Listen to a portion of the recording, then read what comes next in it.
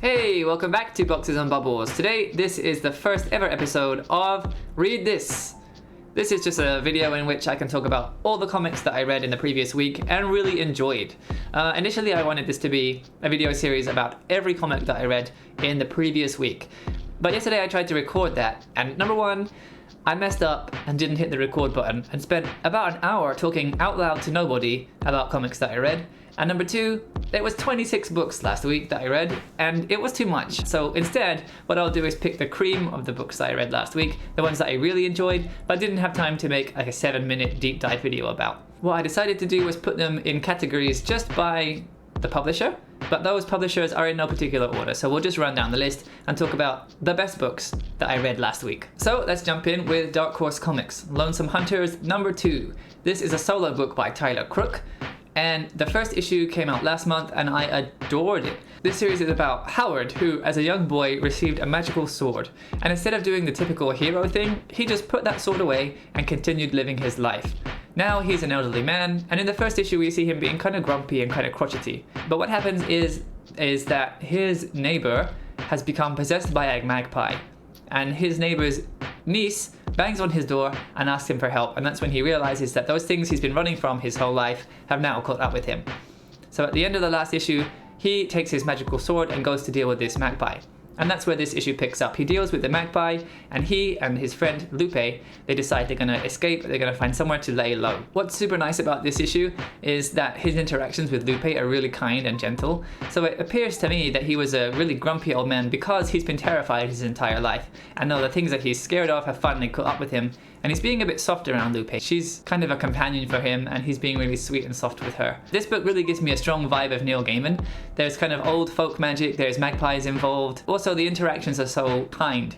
It's really nice to read. So now that he and Lupe are laying low and hiding, the magpies have been talking among themselves, and the magpie queen knows about the whereabouts of the sword and who has it. So the next few issues will be, I guess, Howard and Lupe dealing with the fallout of that. But I actually found out that this will only be a 4-issue series, which is such a bummer because it's really delightful, and I can't see how it's going to wrap up in 2 issues. But I guess we'll see when the next one comes out. Moving on to DC, Nightwing number 94, written by Tom Taylor, with art by Geraldo Borges, colors by Adriano Lucas, and letters by Wes Abbott. So if you haven't been following this series, when Tom Taylor took over the run is when I jumped on. And what happened is that Alfred left a great deal of money to Dick Grayson. He decides he wants to use that money to do good in Bloodhaven. So that's what he's been doing. He's been investing money and trying to improve life there for everyone. There's also a new villain in Bloodhaven whose name is Heartless, who has been literally removing people's hearts. He's been gone for a while because Fear State kind of got involved in the series and it took a bit of a detour, but he's back now and he's working together with Blockbuster, who is somebody that's trying to stop Dick Grayson doing the good that he's doing. In the last issue, Dick renamed Bloodhaven to just Haven, and he was unveiling a big statue of Alfred. And at that time, the police in Haven began to act really corrupt. They were kind of harassing people on the street, and it came to a head. And what happened is that the mayor, who happens to be Dick Grayson's long-lost sister, decides that she's going to double-cross the police chief that kind of orchestrated all of this. So what she does is cleverly kind of double-bluffs him and allows Nightwing to catch up with him. After she does that, she needs to try and double-cross Blockbuster. Blockbuster says that he has a mole in his organization, and of course that's the mayor. She's been getting information from him and she's been sharing it. But he claims to think that it's somebody else, and he starts to torture this guy in front of her. Of course she wants to do the right thing, so she tries to break him out, and that gets her into some trouble with Blockbuster, and that's where it ends. But this entire run has been a delight so far. Tom Taylor, really, if you see his name on anything, you can read it and be pretty sure that it's going to be good. And not having read Nightwing before, I don't really have much of a window of comparison, but it's such a nice run. It's full of heart and charm, and it's kind of light-hearted, where Batman comics tend to be quite dark. Tom Taylor is also writing Superman Son of Kal-El, and that has crossed over somewhat with Nightwing, and they're just such nice young men. It's really nice to read in a comic. And both of them are trying to do the right thing and do the best they can to improve life for other people, and I think that's really wonderful and something that we really need in comics, where previously, you know, a lot of Batman stories have been dark and it's always raining and it's always criminals and, you know, existential threats. This is kind of going the opposite way and being as light as possible, and it's really, really nice. It's a really lovely breath of fresh air. Speaking of Batman, we're on to Batman the Knight, number 7 from DC Comics. That's written by Chip Zdarsky, with art by Carmine Di Giandomenico, colors by Ivan Placencia, and letters by Pat Brousseau.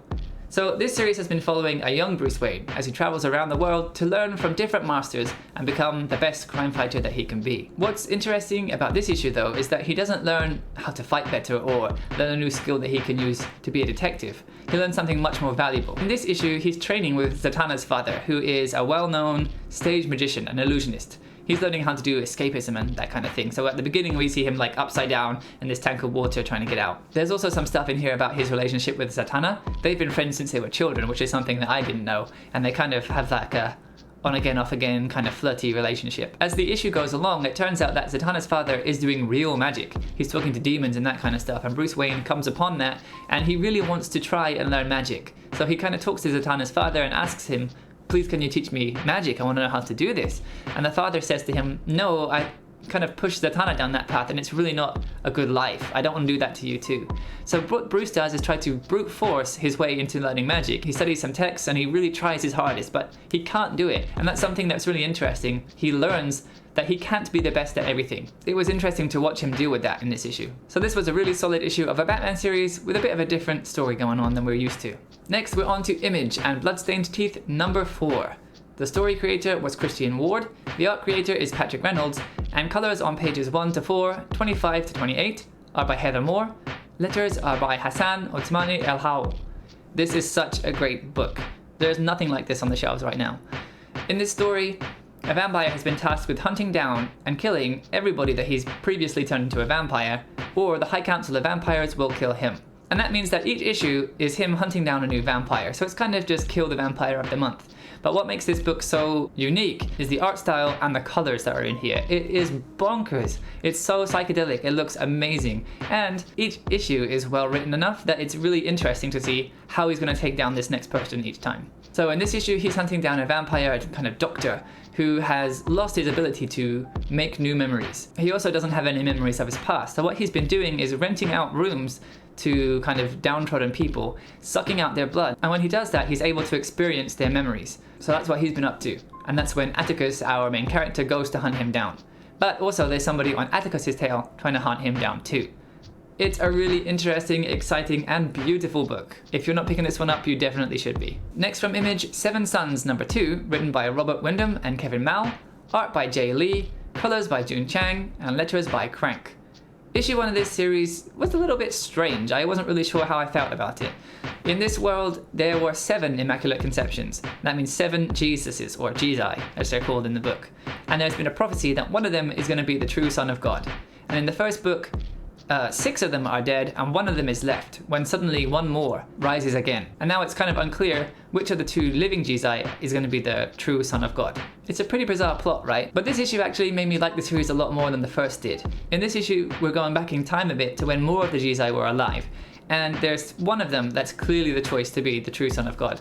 So 2 of the others, feeling a bit disillusioned, sneak out to a club to have some fun. And of course, that ends badly for everybody. Some of the artwork in this is so beautiful. Some of the faces that Jay Lee draws look so nice. But in other panels and other pages, the Jesi have these kind of baby-like faces on grown bodies, and it's so unsettling. And their skin is so like alabaster white. They look kind of creepy. And it's still kind of unclear to me what kind of a book this is. I don't know if it's a horror, if it's an action, if it's a drama. Whatever it is, those characters are unsettling. But we still don't know which of them is the one that has risen again, and what's going to happen from here. So it's really intriguing. Next up is Do a Powerbomb number 2. I loved the first issue of this. I made a video about it a little while back. Issue 1 was about a championship match between 2 fighters, and one of them has a daughter. When she's accidentally killed in the ring, the daughter grows up and decides that she wants to be a wrestler herself. And it seems kind of obvious where it's going to go. She's going to become a wrestler and she's going to take down the person that killed her mom in the ring, right? But that's not actually what happens. Instead, she gets an offer from this strange guy who says that he can bring her mom back to life. So already there's like a wild twist on our expectations there.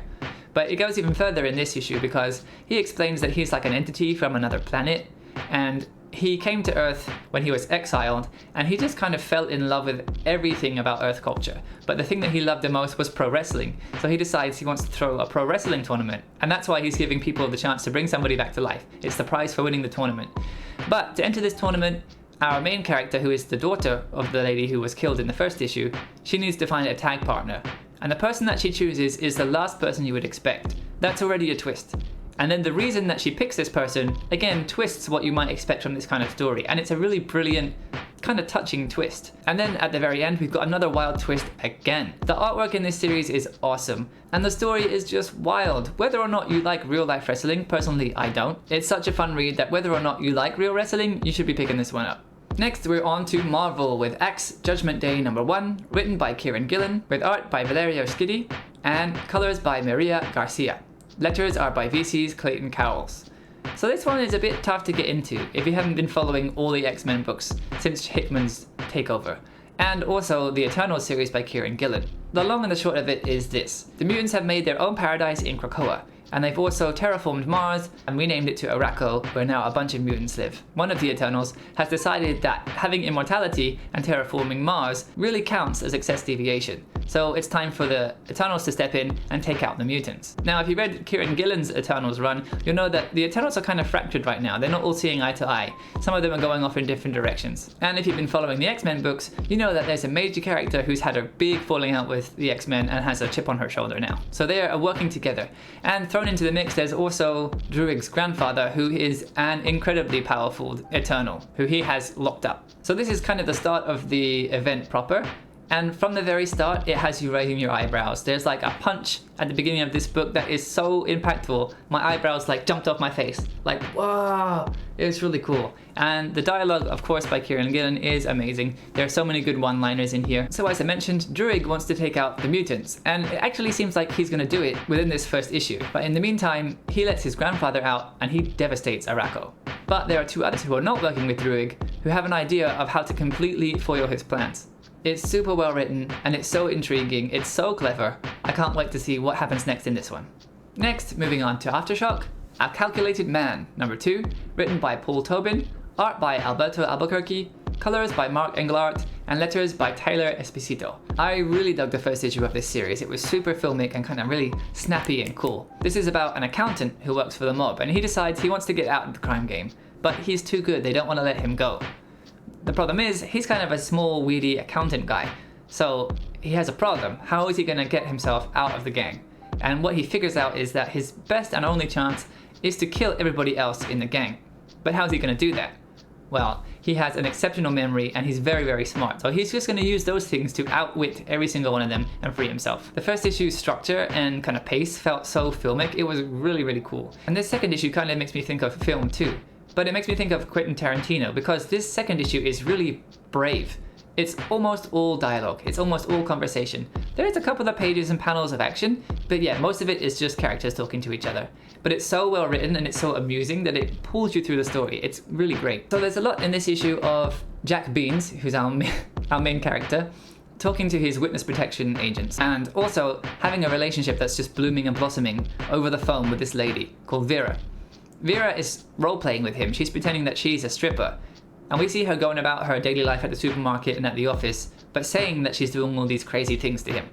He, however, is telling her about the things that he's really doing in his real life, but she thinks that it's not real. And they've met each other and it's been wonderful, but I wonder how long that secret can be kept. While all of this is going on, Jack's going around taking out some more of the gang members, but this issue he makes a terrible mistake. And that means that the gang members know who he is, and that he killed one of the gang leader's sons. This guy is so smart. I'm not convinced that he didn't intentionally make that mistake, but what it's going to lead to, who knows. It's a really, really cool series. There are a lot of words in here, but if you like snappy, cool dialogue, definitely give this one a try. And lastly, onto IDW. Dark Spaces Wildfire, #1, written by Scott Snyder, art by Hayden Sherman, and colors by Rhonda Pattinson. Letters are by Anvil Design. This was a really, really cool debut issue, and it's kind of a book of two parts. The first half tells you about a group of women firefighters who have all been taken from the prison system.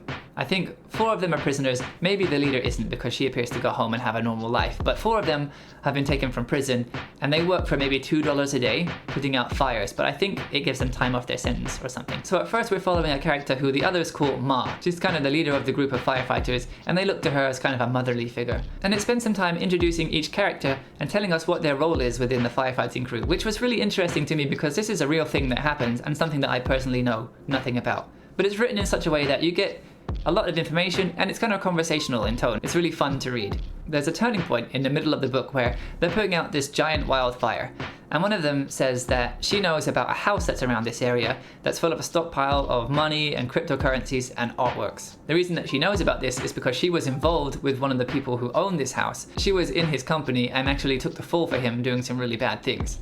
That's why she's in prison. And she kind of floats the idea that maybe they could go over there and steal some of that stuff. But she kind of also says it in a way where she's like, it's a bad idea, and I know Ma's not going to let us do it. And it kind of plays on Ma's mind a bit. They continue doing their work and fighting the fire, but she kind of thinks, you know, some of these women are not going to live to see the end of their sentences. And she kind of comes to the decision that they should just go for it. It's all going to be destroyed in the fire anyway. What's the worst that could happen? And so from that point, it kind of changes from this firefighting drama into a heist book. And I'm really intrigued to see where this goes, because there's some things in the beginning of the book that let you know how this is all going to turn out. So it's more about seeing how we get there. Hayden Sherman's artwork is always really cool, but what I particularly like is the way that they play with panels and layouts. They do some really interesting things. And the colors in here by Rhonda Patterson are really unusual color choices, but they're bright and playful and vivid. It's a beautiful book. And it's also super interesting, so definitely one to pick up. And the last one, this one is pretty niche, but this is one that I totally love. This is Star Trek The Mirror War #7. It's written by Scott and David Tipton, with art by Gavin Smith, colors by Charlie Critchoff,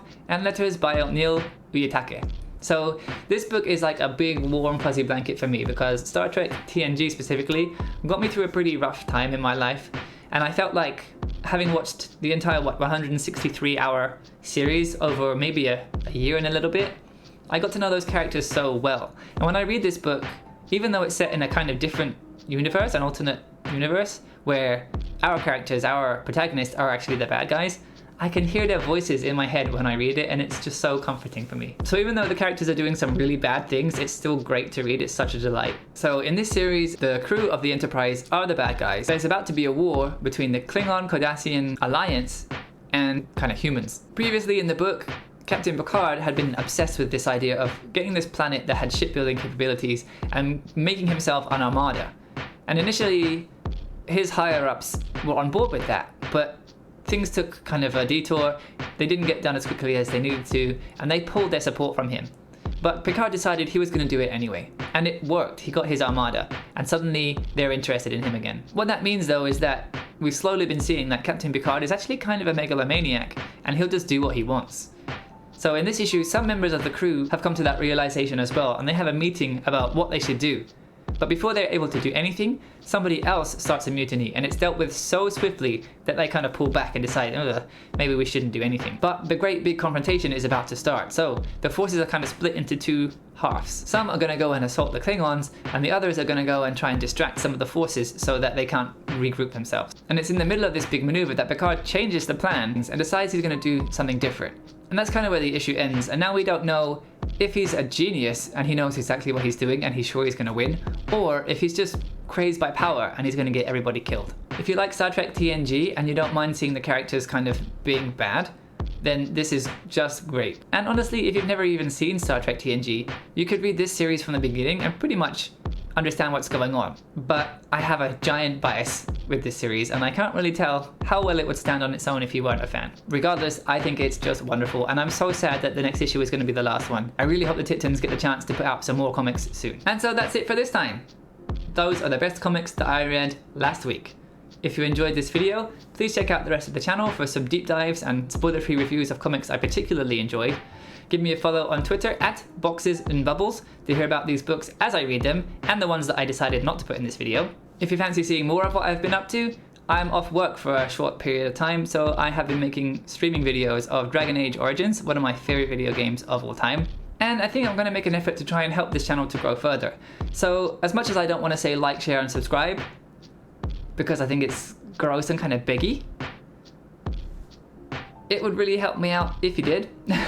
So there's that. If you decided to pick up any of these books or you read them already, let me know in the comments which one was your favorite and why you liked it. And come back again next week where I'll tell you about the cream of the crop books from this week. That's all for now. See you later. Bye bye.